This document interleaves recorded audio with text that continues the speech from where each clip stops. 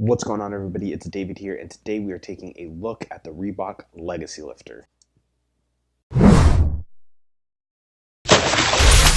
Also, do me a favor and make sure to check out the links in the description below because all of those sponsors for all of these videos help to make all of these videos possible, but that can't happen without you. So without further ado, let's go ahead and hop into today's video. Now, for those of you that are new to weightlifting or you're coming from CrossFit going into weightlifting, one of the things that we need to ask ourselves is why a weightlifting shoe?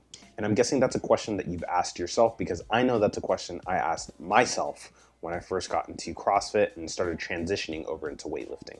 And one of the biggest advantages that you can find from using a weightlifting shoe over a traditional CrossFit training shoe is that you will find that you will get a greater depth in regards to your squat, both in your front, back squat, your snatch, as well as your clean and jerk. And you'll also get a greater sense of stability in your lifts because you'll feel like your feet are cemented to the floor, and that's because of the construction of the weightlifting shoe and the non-compressible midsole. And it's these advantages that lead me to believe that Reebok Legacy Lifter is probably one of the best training shoes that you can purchase on the market to date. Now, I do want to let you guys know that this shoe has definitely been around for a couple years now. It got released in 2016, but that doesn't mean that this shoe doesn't contend for being a top weightlifting shoe in 2018. And one of the biggest features that you'll find in this shoe compared to your everyday training shoe like a Metcon or a Nano is the heel height. The heel height on the Legacy Lifter is 22 millimeters or about 3/4 of an inch,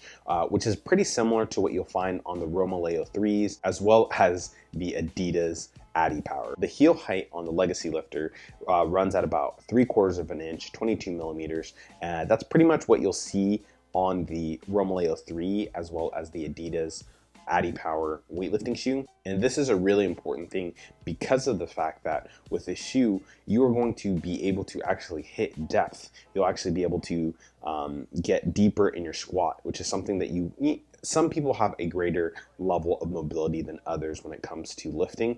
That is something that I want to correct myself and state, but for the average person, you'll get a better depth in your squat in these shoes than you will in most other shoes, again, like the Nano 8 or the Metcon 4. Those are definitely great shoes. They definitely provide you with more comfort, more stability, and more depth than most other training shoes out there. But with a weightlifting shoe, this is definitely going to be your go-to when it comes to training specifically for weightlifting. And let's say, for example, if you are in a class and you do have a weightlifting portion or strength portion, you don't want to be doing your weightlifting movements or your squat or your back squat, your front squat in a regular pair of shoes. Some people are diehard regular shoe people, but again, you will find definitely more advantages in getting into that bottom position better in the Reebok Legacy Lifters than you would in other shoes. I also mentioned that stability plays a big part in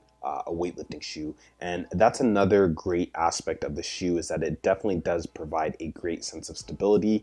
These shoes have a TPU heel midsole. So what that means is that this shoe right here is all TPU based, or essentially it's polyurethane plastic. It's going to be a non-compressible midsole. It's going to, again, provide you a lot more of a solid platform, especially when, let's say, for example, if you're going to perform a clean and jerk, you don't want your feet to be moving around after you planted your feet, after you've done your split jerk, or after you've done your push jerk. With these, you're not going to find that moving around because the midsoles don't compress. So when you do perform that jerk, you're going to find that your feet not only just stick to the ground, but it almost feels like your feet are cemented to the ground. And again, that's something that you won't find in a Metcon or Nano because those shoes do provide some sort of enhanced comfortability than you would find in a weightlifting shoe. Those shoes are designed to be a little bit more versatile than you would find in a weightlifting shoe. Those shoes are designed so that you can run in them as well as weightlifting in them. So they do perform great, but again, the Reebok Legacy Lifter is going to outperform those shoes in regards to weightlifting because of the non-compressible midsole. Another thing that the Reebok Legacy Lifter features is this exo frame heel clip here. This thing is really cool because it provides a little bit more of added, I guess you could say, security.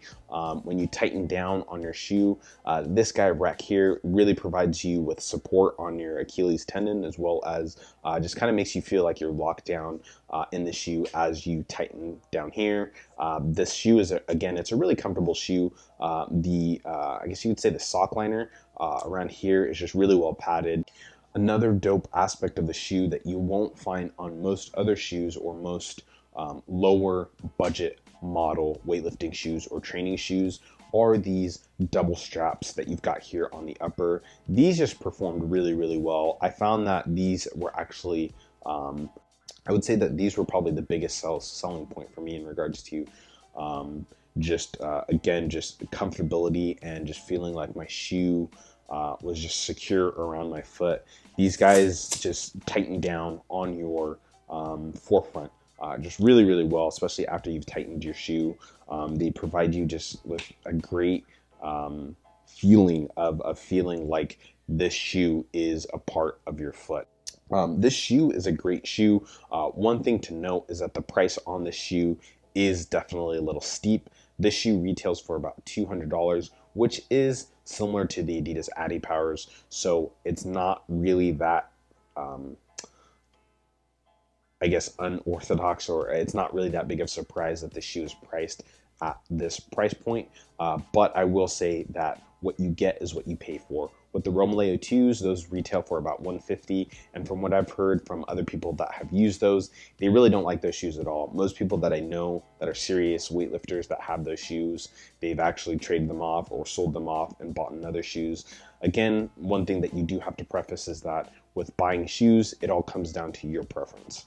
And again, I say that there are other shoes. There's also the Reebok Lifter PRs, as well as the Adidas Lifter 3.0, the Adidas Powerlift 3.0, and those are great shoes. The Dreykoffs that I have are very similar to the Reebok Powerlifts, but again, the thing that you are paying for when you purchase those, which both of those retail for about $100, you're missing that uncompressible heel sole on those shoes.